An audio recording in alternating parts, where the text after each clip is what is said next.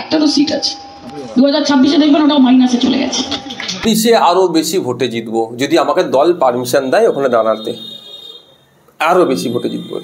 21-এ মিথ্যাচার করা হয়েছিল, বিজেপি চলে আসবে, হ্যান ত্যান, বিজেপির দালাল হ্যান ত্যান করেছিল। আর এই এখন ভাঙন নাই, সারা রাজ্যের মানুষ হাত কামড়াচ্ছে যে আইএসএফকেই আরো 10টা জিতাতে পারতাম। বলছি তো মানুষ, ওয়াকআপ বোর্ড নিয়ে অনেক চিৎকার করছে রাজপথে, বিধানসভার মধ্যে ওয়াকআপ বোর্ড নিয়ে না চৌধুরী সাহেব না হাকিম সাহেবকে একটাও তিনি কথা বললেন না কেন? এই প্রশ্ন তো মানুষ বুঝতে পারে। এপিট আর ওপিট, তৃণমূল আর বিজেপি আলাদা কিছু নয়, এদের টিকি বাঁধা আছে কোথায়? নাগপুরে। সুতরাং ভাবার সময় এসেছে যে 2026-এ 10টা নওশাদ সিদ্দিকী আমাদেরকে বিধানসভায় পাঠাতে হবে।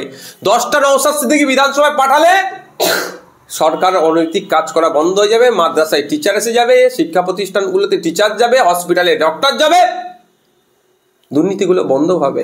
আর না হলে ওই 77টা বিজেপি নিয়েও কিচ্ছু লাভ হবে না। আগামী দিনের জন্য আনছি কিছু কৌশল, আমরা আগামী দিনের জন্য আনছি, যেটা কমিটমেন্ট করবে সেইখানেই তাকে আর দাঁড় করিয়ে রেখে দেবো। সেই কৌশলটা আমরা নবীন বলে করতে উঠতে পারিনি, এখন নিয়ে আসছি। চাই পশ্চিমবাংলা থেকে বিজেপি এবং তৃণমূলকে হারানো, তাদের প্রধান লক্ষ্য। দুটো শক্তিকে একসাথে হারাতে হবে, কারণ এই দুটো শক্তি মিলেমিশে চলছে। যেভাবে আরজি করের ঘটনাটা আপনারা দেখলেন, সিবিআইয়ের হাতে তদন্তভার ছিল, সিবিআই কি করেছে, আর সিবিআইকে পরিচালনার দায়িত্ব কার আছে? কেন্দ্রের বিজেপি সরকারের। কি একটা মিলেমিশে চলছে, এটা না একাধিক চাকরি চুরি থেকে শুরু করে একটার পর একটা জামিন পেয়ে যাচ্ছে, হ্যান ত্যান, শুধু এভিডেন্স দিতে পারছে না, ট্যাম্পারিং হচ্ছে, এইসব অনেক অভিযোগ আছে। কালীঘাটের কাকুর ভয়েস টেস্টের স্যাম্পেল আপনার রিপোর্ট এখনো জমা হলো কি হলো না সব আপনারা জানেন। আমরা চাই এই রাজ্য থেকে বিজেপি এবং তৃণমূলকে পরাস্ত করতে। বিজেপি তৃণমূলকে পরাস্ত করার জন্য যে সমস্ত অবিজেপি ও তৃণমূল শক্তিগুলো ঐক্যবদ্ধ হতে চাইছে তাদের প্রত্যেককে আমরা আহ্বান করছি, প্রত্যেকের কাছে আমরাও যাচ্ছি, যে তাদেরকে বলছি আমরা ঐক্যবদ্ধভাবে লড়াই করবো 2026-এ, যাতে 294টা সিটেই বিজেপি এবং তৃণমূলকে নীল করা যায়, সেই জন্য আমরা লড়াই করবো। এবার কেউ যদি আমার এর মধ্যে মনে করে নিজে আমি সব সর্বেশ্বর্বা, আমি বাকিগুলোকে কন্ট্রোল করব, সেটাও ভুল হবে। আর যার যেমন শক্তি আছে তাদেরকে সম্মান কেউ যদি না দিতে চায় সেটাও ভুল হবে। আমরা যার যেরকম শক্তি আছে সেই শক্তি বজায় রেখে তার যথাযথ সম্মান দিয়ে আমরা চাইছি যে বৃহত্তর একটা জোট তৈরি হোক বিজেপি এবং তৃণমূলের বিরুদ্ধে। এর আগে তো 21-এ বিধানসভায় আপনারা জোট করেছিলেন, সেখানে সিপিএম কংগ্রেস আপনাদের উপরে দোষ দিয়েছিল যে আইএসএফের সঙ্গে জোট করেছি বলে আমরা নীল হয়ে গেছি। এখন ভাববো পুরা কি করবেন। দিল্লির আলাদা ছবি দেখা যাচ্ছে, সেখানে কংগ্রেস আলাদাভাবে লড়ছে, আপ আলাদাভাবে লড়ছে। কি বলবো, ওখানে বিজেপির সিটিম বিটিম আর কি হয় না, শুধু পশ্চিমবাংলাতে আইএসএফ হয়, মিম হয়, তারপরে WPI, আরো যে সমস্ত পার্টিগুলো আছে তারা নাকি আলাদা লড়াই করলে, তারা নাকি তাদের হকের লড়াই করলে এরা জোট হয়ে যায়। কারা বলে এই কথাগুলো? তৃণমূলের চামচা কিছু আছে শিখিয়ে দেওয়া, আর কিছু মলি সাহেব গোছের আছে মুসলমানের।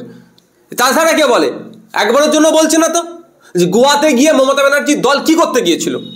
ওখানে গিয়ে লক্ষ্মীর ভান্ডার কত 5,000 না কত টাকা করে দেবে বলেছিল, কি করতে বলেছিল? ওখানে হয়নি। বিভিন্ন জায়গায় ঝাড়খণ্ডে গতবারে নির্বাচনে গিয়ে কি করেছিল? ভোট কেটে কাকে সুযোগিতা করতে, এই কোনো আলোচনা হয়নি।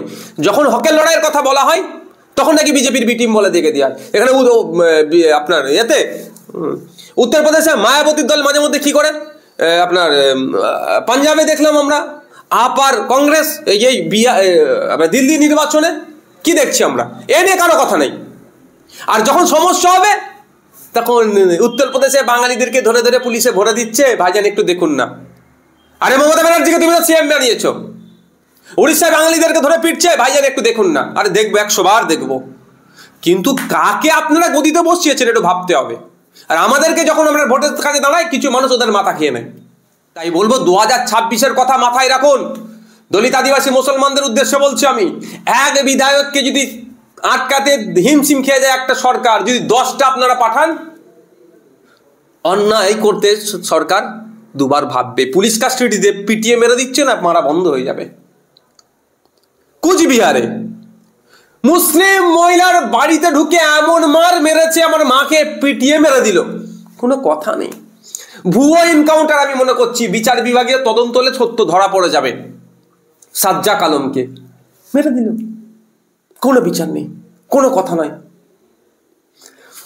হাইকোর্ট রায় দিয়েছে যে ওবিসি সার্টিফিকেট বাতিল হয়েছে, কিন্তু ওই রায়ের আগে পর্যন্ত যারা ওবিসি সার্টিফিকেট যারা নিয়েছেন প্রত্যেকের বৈধতা, তাদের সার্টিফিকেটটা বৈধ আছে। এনসিএল নিতে গিয়ে এত হ্যারাসমেন্ট হতে হচ্ছে। মুখ্যমন্ত্রী নবান্ন থেকে বলে দিল যে এনসিএল সবাইকে দিয়ে দিতে হবে, কিন্তু দেখুন বিভিন্ন এসডি অফিসগুলোতে গিয়ে কিভাবে তাদের সমস্যা হচ্ছে সেই নিয়ে কথা নেই। আর এই কথা বলতে গেলে নাকি বিজেপির আমরা বি টিম হয়ে যাচ্ছি। বাংলার মানুষকে বলবো বুঝুন, বাংলার মুসলমানদেরকে আমি স্পেশালি বলছি একটু বোঝার চেষ্টা করুন যে কোন জায়গায় আপনার ক্ষতি হচ্ছে। বিজেপি বলছে ডাইরেক্ট মেরে দেবো, আর তৃণমূল একটু হাত পা বেঁধে মারবে। একটু ভাবার সময় এসেছে, ভাবতে হবে। হাত পা খোলা থাকলে লড়ে নিতে পারবেন গণতান্ত্রিক প্রক্রিয়াতে পেনের খোঁচা দিয়ে, আর হাত পা বেঁধে দিলে আর পেন চালাতে পারবেন না। তৃণমূল হাত পা বেঁধে আপনাদেরকে এইরকম ধ্বংস করার চেষ্টা করছে, বিজেপি যেটা সরাসরি করছে। মুদ্রার এপিট আর ওপিট, তৃণমূল আর বিজেপি আলাদা কিছু নয়, এদের টিকি বাঁধা আছে কোথায়? নাগপুরে। সুতরাং ভাবার সময় এসেছে যে 2026-এ 10টা নওশাদ সিদ্দিকী আমাদেরকে বিধানসভায় পাঠাতে হবে। 10টা নওশাদ সিদ্দিকী বিধানসভায় পাঠালে সরকার অনৈতিক কাজ করা বন্ধ হয়ে যাবে, মাদ্রাসায় টিচার এসে যাবে, শিক্ষা প্রতিষ্ঠানগুলোতে টিচার যাবে, হসপিটালে ডক্টর যাবে, দুর্নীতিগুলো বন্ধ হবে। আর না হলে ওই 77টা বিজেপি নিয়েও কিচ্ছু লাভ হবে না। 10টা নওশাদ সিদ্দিকী যদি 10 জনকে আপনারা জেতেন, এই আসার মতো তো সে আবার অন্য দলে চলে যেতে পারে। আপনি পিছনে ফিরে দেখবেন শূন্য করতে শূন্য, হাতে শুধু নওশাদ। না, আপনি কথাটা ঠিকই বলেছেন। তো নওশাদ সিদ্দিকী তো যায়নি, নওশাদ সিদ্দিকী তো যায়নি। এখন মানুষ যাবে, মানুষের উপরে ভরসা করতে হবে। এই যে আপনি এখানে আমাকে ইন্টারভিউ নিচ্ছেন, আমার সিকিউরিটি আপনাকে কি এখানে সিকিউরিটিটা আছে কি? আপনি তো আমাকে মেরে দিতে পারেন এখন, কিন্তু ভরসা আপনাকে করছি বলি তো, আমি অ্যালাউ করেছি বলি তো আমার সিকিউরিটি আপনাকে ছেড়েছে। তো মানুষকে ভরসা করতে হবে। বেইমানি কেউ করতে পারে, আর কেউ ভরসা রাখবে, পজিটিভ নেবেন।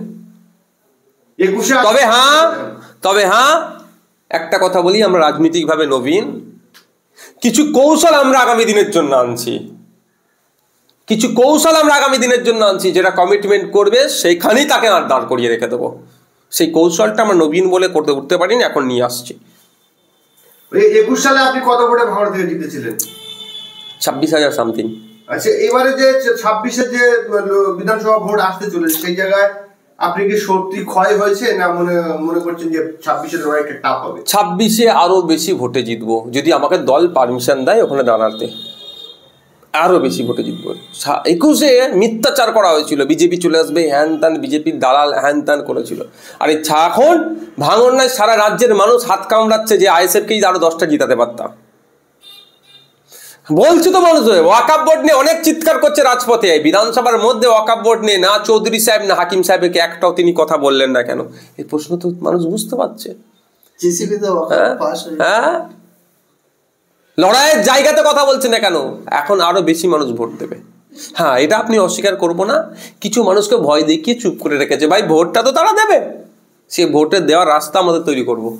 আমরা তো দেখেছি ভোট দেওয়ার সময় টেপ লাগিয়ে দেওয়া হয়, তার দাঁড় করিয়ে দিয়ে ভোট, অনেক নোংরামি হয়, নোংরামিটা বন্ধ করবো।